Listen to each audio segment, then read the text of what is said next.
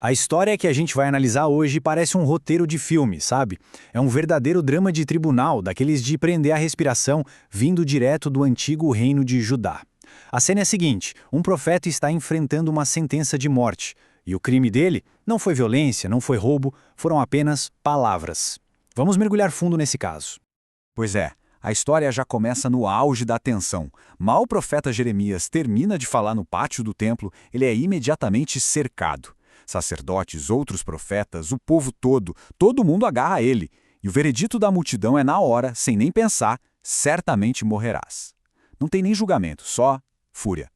E aí é que está a grande questão, né? Como é que palavras que supostamente vieram de Deus provocaram uma reação tão violenta a ponto de levar um homem à beira da execução?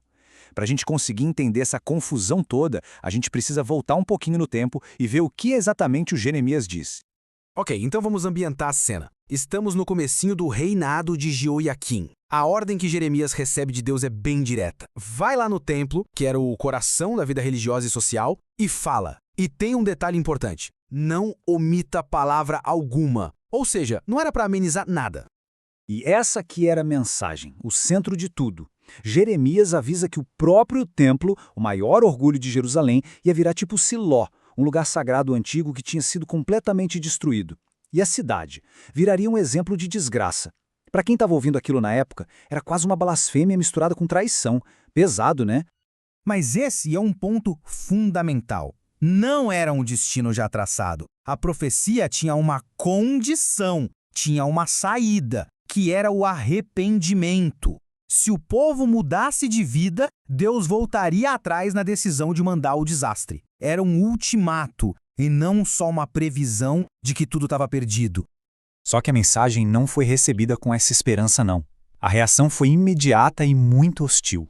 Principalmente vinda das autoridades religiosas, né, os caras que cuidavam do templo, que Jeremias tinha acabado de dizer que seria destruído. A velocidade com que tudo acontece é impressionante. Num minuto, Jeremias está pregando, no minuto seguinte, ele é um prisioneiro. A multidão se junta, a notícia se espalha e chega até os oficiais do rei, os príncipes, que descem correndo para o templo para fazer um julgamento ali mesmo, no improviso. A situação saiu completamente de controle, muito rápido. E ali, na frente dos príncipes, os sacerdotes e profetas fazem a acusação formal. Presta atenção em como eles falam. Ele profetizou contra esta cidade. Para eles, criticar a cidade e o templo era a mesma coisa que atacar o próprio Deus e a nação. E isso era um crime capital. Agora todos os olhos se voltam para Jeremias. Cercado, com a vida por um fio, ele começa a se defender. E ele não nega o que disse não. Pelo contrário, ele pega a acusação e vira ela do avesso. E aqui fica claro o tamanho do impasse. De um lado, os sacerdotes dizendo: ele falou contra a gente. Do outro, Jeremias respondendo: mas não fui eu que falei, foi o Senhor que me enviou. Ele tira o foco de um crime contra o Estado e transforma tudo numa questão de obediência a Deus. É um choque direto entre a instituição religiosa e a palavra divina. Então Jeremias solta essa declaração inacreditável. Ele não implora pela vida. Ele se entrega, mas com um aviso muito sério. Ele basicamente diz: olha, eu estou aqui, podem fazer o que quiserem, mas fiquem sabendo, se me matarem, estarão condenando um inocente e essa culpa vai ser de vocês. Uau! Ele vira completamente o jogo. De repente, os juízes é que estão sendo julgados.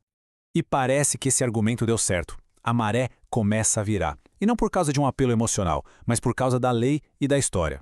Os príncipes, que eram os líderes civis, dão o seu veredito. E os anciãos do povo lembram de um caso antigo muito parecido. O veredito deles é um choque. Eles vão totalmente contra o que os sacerdotes queriam. E a lógica é simples. Se ele falou em nome de Deus, então não pode ser um crime para ser punido com a morte. Eles reconheceram que a defesa dele era legítima, mesmo que a mensagem fosse bem dura de ouvir.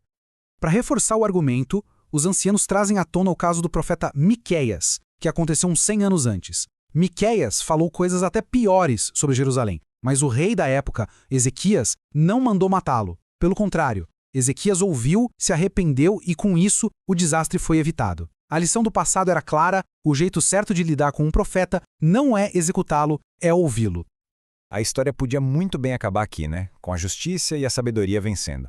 Mas o texto adiciona um final meio sombrio, Um contraponto que complica um pouco essa conclusão feliz. É a história de um outro profeta. Vamos conhecer o Urias. Ele também era profeta na mesma época no reinado do mesmo rei, Jeoiaquim, e dizia exatamente as mesmas coisas que o Jeremias. Mesma mensagem, mesmo rei. Mas, como a gente vai ver, um resultado bem diferente. Agora, olha que interessante essa comparação lado a lado. A mensagem idêntica. A grande diferença? A reação de cada um. Jeremias ficou e enfrentou os acusadores. Já Urias ficou com medo do rei e fugiu para o Egito. O que aconteceu? O rei Joiaquim mandou buscá-lo, o extraditou e o executou. O mesmo crime, a mesma mensagem. Um fugiu, o outro ficou. Um morreu, o outro viveu. E aí o texto dá o último detalhe que é vital para entender tudo. Não foi só a coragem de Jeremias ou a sabedoria dos anciãos que o salvaram.